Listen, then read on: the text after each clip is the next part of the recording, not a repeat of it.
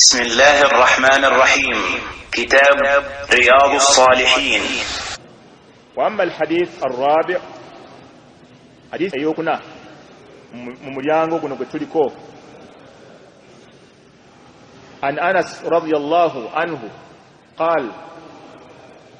قال إنكم لتعملون أعمالا هي أدق في أعينكم من الشعر كنا نعدها على عهد رسول الله صلى الله عليه وسلم من الموبقات. رواه البخاري. وقال الموبقات المهلكات. حديثي أيوكنا مجانغو كنو إذاك صحابي والنبي محمد صلى الله عليه وسلم أيتوا أنس ابن مالك خادم النبي صلى الله عليه وسلم مويرزا ومبكى صلوات الله والسلام عليه يورز النبي مياك كومي ميلان بيلا يعني ميا حديثنا غامبا قال غامبا إنكم لتعملون أعمالا mazima mmwe muyina emirimu gye mukola. Kino Anas ibn Maliki yali akigamba abantu be yawangaala nabo oluvannyuma lw'okufa kwa nabbi Muhammad sallallahu alaihi wasallam. Kubanga oluvannyuma lw'okufa kwa nabbi Muhammad Anas ibn Malik yawangaala emyaka 9 beddu na nabbi amaze okufa. Yawangaala emyaka 9 beddu. Kati mu bbanga eryo ey'emyaka 9 yalaba ebintu bingi nga bikyuse. Yalaba enkola y'abantu ng'ekyukidde ddala okuva ku nkola basahaba gye baaliko ku mulembe gwa nabbi sallallahu alaihi wasallam. Kati yababaga nti innakum lata'maluna a'mala, mazima mmwe muyina emirimu gye mukola, hiya adaqqu fi a'yunikum min ash-sha'r, nga miwewufu nnyo mu ndaba yammwe okusinga n'oluviiri. Muyina ebintu bye mukola nga biwewufu nnyo, nga mulaba temuli ng'amaaso gammwe gabiwewula n'okusinga oluviiri nga temubiraba mu buzito bwonna. Agamba nti kunna na'udduha ala ahdi rasulillahi sallallahu alaihi wasallama min almubiqati, naye nga ffe twali tubibala ku mulembe gwa nabbi sallallahu alaihi wasallama min almuhlikati, nga biri mu bintu ebizikiriza. Almubiqati maana almuhlikati, ffe twabibalanga ku mulembe gwa nabbi ng'omuntu bw'akola ekikolwa ekyo aba azikiriza. Twabibalanga ku mulembe gwa nabbi nga bizikiriza, naye mwe mubikola nga biwewufu mu maaso gammwe temuli. Wadhalika litaghayyuri zamani, olw'okukyuka kwaki kw'omulembe. Mulembe gwakyuka, gugenda kukyuka mpola mpola mpola, kubanga omulembe gwagenda gukyuka okuva kubeerawo kwa nabbi. Kubanga basahaba abawangaanye nabbi yabasomesanga, naye nga bonna bakotese n'emitwe be bati wakaanna ala ru'usihim tayr, nga bonna balinga emitwe gyabwe giriko obunyonyi, nga nabbi wabagamba subhanallah, amaziga gabayitamu, nga buli saa baagala okujja bawulire ekyo nabbi kyabagamba, nga bawangaalira mu mbeera ya kutya Allah, buli kyonna Allah kye yagamba nga bakyewala, bagezaako n'okumubuuza ebimu nabbi kino kiri kitya, basobole okubeera nga bakola ki, nga bakyewala. Kati sahaba abawangaala bagenda okulaba buli mulembe gye gweyongera nga gugenda gukyuka. Era olaba ne Bilaali mutabani wa Abdullah ibn Umar. Abdullah ibn Umar yalina omwana bamuyita Bilaali. Yamugamba taata omulembe gukyuse. Kubanga ibn Umar yatuula ku mimbali n'abagamba temugaana abakyala okujja mu mizikiti, muleke abakyala bajje basaale, kubanga nawulira nabbi sallallahu alaihi wasallam ng'akitugamba temugaananga abakyala okujja mu mizikiti okusaala. Kati mutani wa Abdullah ibn Umar n'amugamba nti muzeeyi, tugenda kubagaana, omulembe gwakyuka, si gwe guli gwe twali. Mulembe guno gwakyuka, naye ebyaddira wakati we ne Abdullah ibn Umar tebyali bulungi. Sahabi agamba nti fasabbahu sabban, yamuvuma oluvuma, ma sami'nahu yasubbu ahadan qat, etumuwulirako ng'aluvuma omuntu yenna. N'amugamba nti aqulu laka qala rasulullahi sallallahu alaihi wasallama, nkugamba nabbi yagamba temugaana abakyala okujja mu muzikiti. Watakulu nawe n'ogamba lanamna'ahunna, tujja bagaana. Riwaya endala zigamba yamwongerezaako ekigambo kiga nti wallahi la ukallimuka abada, sigenda kuddayo kwogera naawe olubeera n'olubeera, siddayo kwogera naawe mutabani we, sigenda kuddayo kwogera naawe paka lwoli kugamba nabbi yagamba nawe n'oŋŋamba tugenda bagaana. Idhan kati Anas ibn Malik agamba nti mukola ebikolwa ng'ebikolwa ebyo biwewufu mu ndaba yammwe n'okusinga ki oluviiri naye ku mulembe gwa nabbi Muhammad sallallahu alaihi wasallam tetwabibalanga nga biri mu bintu ebizikiriza. Sheikh Ibn Uthaymin rahimahullahu ta'ala agamba mu bintu ebyatandika okulabwako oluvannyuma lw'okuvaawo kwa nabbi abantu batandika okulagajjalira esswala ya jama. Fakad kana sahabatu radiyallahu anhum, ate nga basahaba ba nabbi bo baali la yatakhallafu ahadun anha illa munafiqun ma'lumun nifaq aw maridun ma'dhur. So nga ate ku mulembe gwa nabbi Muhammad sallallahu alayhi wasallam basahaba ba nabbi baali tebaleka swala ya jama nga sahabi bwe yagamba nti wa hatta batukukwatanga omusajja nga mulwadde ne bamuleetera wakati w'emikono gy'abasajja babiri ng'ono amukutte eno n'omulala amukutte eri fayuqifunahu fi ssaf, ne bamuyimiriza muki mu layini era asaale jama. Wala yatakhallafu anha illa munafiqun ma'lumun nifaq. Sahabi agamba nti teri muntu ku mulembe gwa nabbi atajjanga kusaala swala ya jama okujjako nga munnanfuusi wa lwatu, ng'obunanfuusi bumanyikiddwa. Naye kati tunuulira engeri abantu gye balagajjaliramu esswala ya jama. Ennaku zino nasanze n'ekipya ate luyemba bika tekibaddeewo. Emizikiti kati ennaku zino gye mpitamu nsanga baleese suturu mweziri. Suturu jamu sitra. Sitra bino bibateeka mu maaso ng'omuntu agenda kusaala sitra. Nasanze emizikiti ati kati mwebiri abantu baleese eyo kyonna kyoba bakijjeewa. Abantu baleeta seeka wamwe tekiriyo ezinnajja. Bino byoteeka mu maaso ng'osaala sutura. Kati miziki za kyasi mpitirivu zijjudde. Wa hadha yadullu ala kathrati almutakhallifina an salati aljamaa. Ekyo kiraga buyitirivu bw'abantu abatasaala jamaa, kubanga buli omu yeetaga sitira eyiye. Kati twalabye bayitiridde tubakolera suturu, buli omu kati alina sitira, tetukyeragisa zinoonya mu miziki mweziri. Ekyo nakyo baleese kipyati kati ezo zaagala kufulumya ezo zijja tuleetera obuzibu ezo. Kubanga buli wakasimba wali nolya akasimba nolya ne busimba layini nabwo ati kati ekyo simanye bakijje luyite kibaddeewo kizze mu mwaka guno ate kati nakyo kati obwo nabo bujja tutawanya obujja mu mizikiti batandika obutubuuzaako tekafatuwayo okumenya sitira eri etya bwengimenya kiri kitya bwenjokya kiri kitya bagenda tutandika kubuuza suturu ezo ze mwaleese. Buli eyo nagisanze eyo gyasimba layini emizikiti sali yendejja eyo watono woosanga kati nga temuli muzikiti gulimu ki awaffe gyasimba layini ezo suturu. Muzikiti ku muzikiti oli yayinisiza imaani n'akola ezo guno naye zigya mu kasonda. Alinda mpeera z'abamutakhallifina ani salatu jamaa. Abantu abatasaala jamaa ibo baafunako empeera. Yaki bwe tuba tusaala jamaa ne imaamu ezo tezaagazaaki. Tutaagazaaki. Kinga tuzeetaaga lw'abayitirivu abusaala leeti batajja ku jamaa. Naye wamma wabeerawo jamaa imaamu asaaza abasiraamu tuzaagazaaki. Zaagala kuŋŋaana ne tuziteeka mu kabokisi ne tuzifulumya mu butuufu. Nzizaagala zezansanyusiza.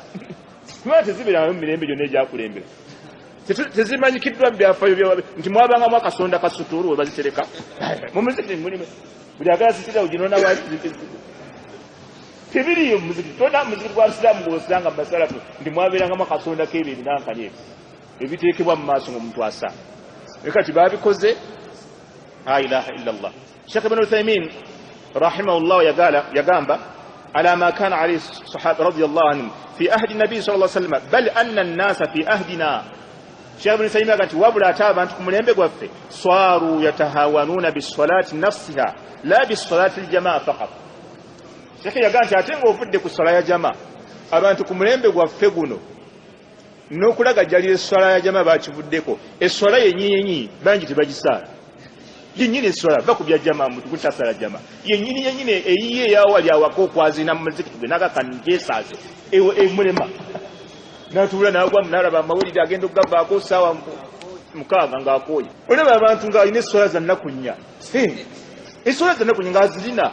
nga tannazisala nnakunya tannazisala era yasobola okuba nti essola ze nnaakalika sizijjukira kati awo nkole ntya wewayabuze kikimu essola ze nnaakalika zo sizijjukira naye kati nkoze ntya obanagale wali mbadde mutuufu obwavu bundi bubi nga sirina budde busaala naye kati sireka munye ssente kati nkole ntya essola ezo zibadde sisobola kuziwaamu ssente ezimu nziweemu ssente abo nabo webayagala zisasulamu ssente. Abantu essola zennyini eza jama abamu bavudde ku sswala za jama okuba nti tebajja mu kuzisaala wabula n'essola yennyini tebagisaala. Kati kyoba olaba nti ebigendererwa Allah subhanahu wa ta'ala bye yatuteezaawo essola zino tuzisaale atusanguleko amazambi agabadde wakati w'essala zino zombiri abantu abamu tebabifuna kubanga dhuhuri tagisadde asri tagisadde magaribi tagisadde kati alinda agende kata azisaale lumu kati ekigendererwa Allah kyeyateekawo essala zitusanguzeeko amazambi yona ddeeko zisaala olumu takifuna kubanga Allah ateekawo essala nga imaamu asadul ulama Izz ibn Abdussalam bwe yagamba wa min ajli dhalika ju'ilat awqatuha mutaqariba ebiseera by'essala byateekebwa nga biri kumpi liyatimmu al-gharad ekigendererwa kyazo kisobole okukola kituukirire osobyewo wano kati wano obukuyiseeko osaale essala endala Allah abukusanguleko okuviira ddala ku wuzu nga bwe nabagamba hadisi endala ya Uthman yagamba nti Nabbi sallallahu alaihi wasallam yagamba man tawaddaa omuntu yenna bw'afuna wuzu fa ahsana al-wudu'a wuzu ye n'agirongoosa bulungi nnyo kharajat khataayahu min jasadihi hatta takhruja min tahti au tahti adfari Nabbi yagamba omuntu bw'afuna wuzu n'agirongoosa bulungi kharajat khataayahu min jasadi ebisolo bifuluma okuva mu mubiri gwe hatta takhruja min tahti adfari ne bitandika okufulumira wansi w'enjala nga bimuvaamu kati gweofunye wuzu emu ng'ozza waka yegenda ossala dhuhuri ne asiri ne magaribi ne isha ne witiri aweebaka mungu asaasidde zisadde mungu akusaasidde zisadde mu nsaala eyo ala wajihin ghayri almashru' mu mbeera Allah gy'ataalagira era bamanyi baali bavunula aya egamba nti alladhina hum an salatihim sahun bagamba mulimu alladhina la yu'adduna as-salat fi awqatiha mwekyo abasaala essola nga baziragajjalira muyingiramu alladhina la yu'adduna as-salawati fi awqatiha abantu abatasaala sola mu biseera byazo seeka yasiŋŋaana omusiraamu namubawulirako wanedda yamulabira ebbanga mu muzikiti wali ewaabwe wasaalira saawa nnya buli saawa nnya ku makya avuga bodaboda ng'ajja n'asaala mu muzikiti seeka ng'akyalimu paka seeka yamuyita n'amuga nti naye weebaze Mungu Allah yakuwa ebbanga lyonna akamala wano buli lunaku nkulaba ojja mu muzikiti ku ssaawa nnya n'osaala solati duha weebaze Mungu n'amuga seeka ogamba nsaala duha mmansaala subuhi nsaala duha mmansaala fajiri nanga oba osala fajiri zisaala obudde kati naye Mungu yagimugondeza agamba nti Mungu yangondeza subuhi kunnya bantu basadde ne bazuuka ne bagala bakola kati yasala sawa Anas ibn Malik radiyallahu anhu agamba mu hadisi eyo ku mulembe gwe yawangaalyako nti abantu bakola ebintu nga balaba ebintu ebyo biwewufu nnyo mu maaso gaabwe naye nga ku mulembe gwa Nabbi sallallahu alaihi wasallam nti bo baabibalanga minal mubiqaati nga biri mu mazambi agazikiriza mu byo okulagajjalira okusaala wakadhalika aidan algishu fi ahdi Nabbi sallallahu alaihi wasallam lam yakun ma'rufa okuttirira okukweka ekintu nga kungulu otunda kirala ne munda kirala mulembe gwa Nabbi kyali tekimanyikiddwa nnyo era kyobola Nabbi bwe yasiŋŋaana omukyala oba omusajja nga atunda entuumu y'emmere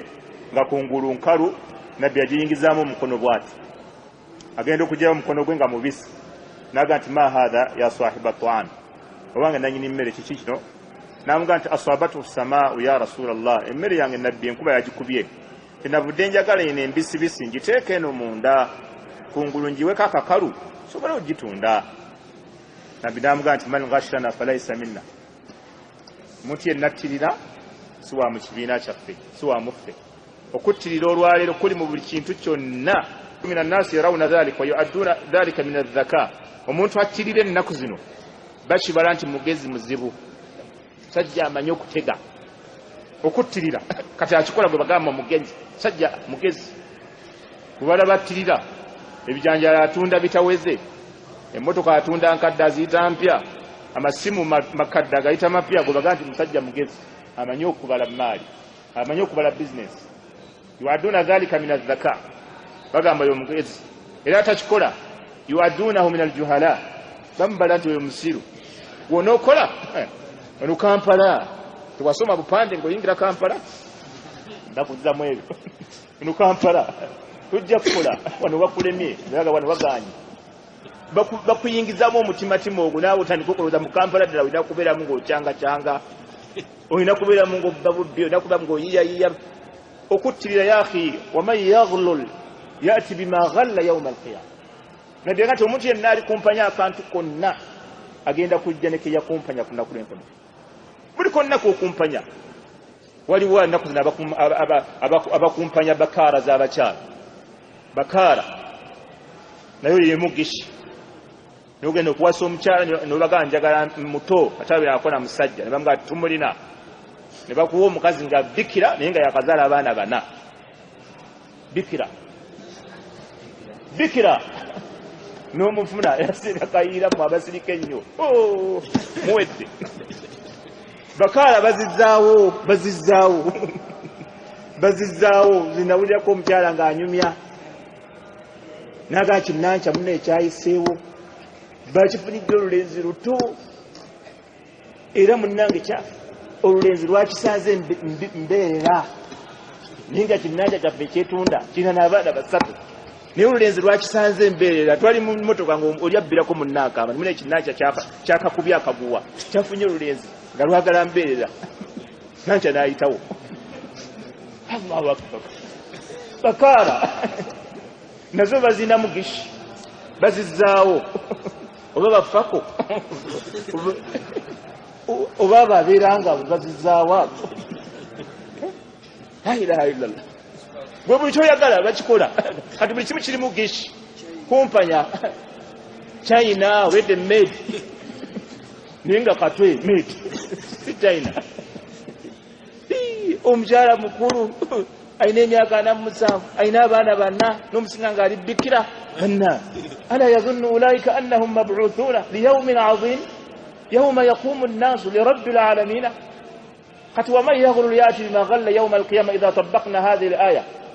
ala hadhihi al-mar'a agenda kujjanga yakumpanya bikira Allah yaganti buli ali kumpanya agenda kujja n'ekye yakumpanya kiwakumpanya kyogenda okujja nakyo tuliraba kiyama kyabyewuunyi tubula Allah gati wasaatu adha wa amar Allah gati ekiyama kizito ate kikaawo omuntu agenda kujja nebikira nga yagikumpanya naye yagikuba mugundi ekiwaani la ilaha illa abo webali bangi era tewemonkolera ku bantu gwe faizo mboyagala muwala bikira ebyo byokunoonya bikira biveeko noonya muwala kya Allah bwomufuna genda n'oyo naye boneesiba ku bikira nazo bazikola ne baziteekawo kati ati fake nabi sallallahu alaihi wasallam man gashana falaysa minna abantu bagasha ku mirimu gyenye mibiri ne bagikyusa kati abantu ku mulembe guno bakyusa buli kintu kyonna subhanallah waliwo amakerenda omutugambira envini zivaamu envi ziviramu ddala zemuyina mukwano gwange agajja Dubai envi zino zivaamu makerendo gamirire emyezi 3 toddamu kulaba luvi paka myaka 7 janga gweseko ddawo kaddiwe bwe tukyateta era nga zize buto namusanga ali mu kiwale kimpi namusanga ku fire brigade nga tambula ali mu kiwale kimpi mutunula muntu nga temuli wadde akavi nagudda kwebyo ebyekyalo nagana makeri nabadde nga twalidde mukwano gwange ali awo obubazi nabadde nga mutwali naye yagantuma okuva edduba miramukimakerendeze envi temuddamu nga zigenda ngodda buto eyo nayo gisha eri awo ng'otiba kitwago ojja kusemba abantu bekolamu omulimu balina waaka abantu bekolamu omulimu buli kantu konna kati geshi tebakyakirabamu buli kintu kyonna tebayalabamu ebintu ku mulembe gwa nabbi ebyali bizikiriza ng'omuntu ayingira jahannama ku mulembe guno bw'otobikola gwosemba nakyo la ilaha illallah tugenda kuddawa n'abasajja nabo bwe batyo nabo balumba obwana bw'abendi naye ng'envi bazikwese bukwesi n'amakerenda ebimu ku bintu abantu bye balagajjaddidde nyina ennaku zino ku mulembe guno ne batabifaako nnyo Sheikh Ibrahim yagamba al-kadhib okulimba abantu okulimba bakyakulabamu ng'ensonga okulimba obulimbi okulimba era olyaganiseka Mungu atusaasire ku ssimu zino ani atalimba ku ssimu kyo bantu bakyogeranya ani atalimba ku ssimu abantu bonna balimba ku masimu okulimba min al-kabair wa inna al-abda la yakdhib wa yataharra al-kadhiba hatta yuktaba inda Allahi kadhab omuntu asobola okulimba n'atandika okwemanyiza mpolampola okulimba ne bakimuwandikako ewa Allah nti ono mulimba wasayuhsharu min zumrati al-kadhibin era ajja kuzuukira mu gurupu y'abalimba mwajja okujja ng'ali mabega nga naye asimbibwa ali mu layini y'abalimba okula ekintu n'okiremerako bwoti mpolampola Allah n'akigamba muwandikeko yo nti mulimba abantu batukana okulimba ebimu nga tebyetaagisa just kulimba olw'okwemanyiza kwe waliwo ekinga tekyetaagisa kulimba ng'omuntu omugamba ndi nateete n'amanya nti oli nateete n'akola ebirala n'amanya oli nateete naye omugamba ndi katwe kati byabadde agenda okukola fatataatfalat hathi l umur byabadde agenda okukola nebikola ki nebifa twali wano ku immigration omusiraamu oyo namwogerako n'agamba omusiraamu ng'amukubidde alijjinja n'amugamba oliwa n'amugamba ndi mabira paamu obudakiika naye wano tanafeya we yali nga naye mmotoka mwendi n'amugamba ndi mabira ng'ali awo mulala twali eri mu kikajjo nga tujja n'amugamba ntuuse wandegeya mu kikajjo eri waffe ntuuse wandegeya tiba kyekiraba muizi kulimba okulimba mwe tutambulira oli agati mwe tutambulira okwononera program zinsonga wahatta nga bamanyi bagane bwe baswala ya sunna nga bamanyire okusala salati duha naye ng'olina endagaano n'omuntu bweba endagaano ya salati duha biseera byebimu bakunye omuntu n'endagaano tosala salati duha genda otuukirize endagaano gye wakoze n'omuntu waawufu bil ahd inna al ahda kana mas'ul waawufu bil ahd allah gamtuukirizanga endagaano kubanga endagaano egenda kubuuzibwa buli ndagaano yonna gy'okola allah gy'agibuuza kebere yakusinkana muntu sinkane ku ssaawa 3 gwe n'otandika omumupalapalanya endagaano zemukola zonna ez'embaga allah gy'azibuuza tujja kujja ku 8 ne mutuuka 12 waliwo yayaga 7 nange nga kwendi nga tugenda Kasubi ne tutuuka ewe saawa 6 zeyatugamba tuveewo Kawempe n'atutuuse Kasubi essaawa 12 nga tuli awo linda nti babbombo liri mulindeeko banyinaze bajja twatuuka wali e Kasubi basseeka abaali eri nga bonna bamumanyi nali ku namba 3 ku basonga mbeera bali mu Kalayiri oli omwogezi n'aga nti senjalwa tubakole tutya saa 12 ekikanga 2 nga tuyingire ekidaala yabagamba ajja ku 8 eyo ndagaano allah gy'agibuuza mugamba abantu 8 n'osombera munna abantu 12 wagamba 8 n'oleeta abantu 12 n'oyongeramu 120 8 n'oleeta 12 omusajja n'abatunuulira nagali bano bali ku kiba abantu abo mubakalirengamu kubanga baleeta omuzannyo eyo ndagaano mufune omutabuliiji omulungi oba omuzikiri kalenge ayimire wali ku mulyango abali abantu 8 baka basigadde mugende tujja basanga enateeti ekitali ekyo bajja tutabulanga abasigadde mugende nateeze ku kisaawe tujja basanga awo tuleeta omugole mubasanga awo mudde naye efujja eyo libaleeta terijja kukola mu busiraamu teririyo okukwawukana ku ndagala mufune omutabulijo mulungi ayimire ku geeti abale abantu omukuomu oba omugole asigalewo asigaleyo bw'aba yewo 81 agali tumuwanyisaamu buwanyisa bwekiba sente asigale wabweru sama ekola nga amaana etuukiziddwa omugole kageza n'abaga yewe 81 ng'omuga tukuwanyisaamu buwanyisa ani avaayo hagitwayo avaayo bakisitu lwaki fayiza aveeyo bafayiza afuluma ng'omugole ayingira naye kitali ekyo abantu bo bakola fujjo balowooza mbu ensi bwetyo bwetambula kati Anas kyagamba abantu bannayo mulembe gwakyuka abantu bakola ebintu nga balaba mbu bintu ize naye ku mulembe gwa nabbi twabibala nga bizikiriza nga biyingiza omuntu omuddo mu byo mulimu okulimba okuttirira okutunda ebitali bituufu wakadhalika shekhe yagamba n'okubeera nti abantu baawukana ku swala za jamaa subhanaka allahumma bihamdik nashhadu an la ilaha illa anta nastaghfiruka wa atubu ilayk barakallahu fikum wa jazakumullahu khairan assalamu alaykum wa rahmatullahi wa barakatuh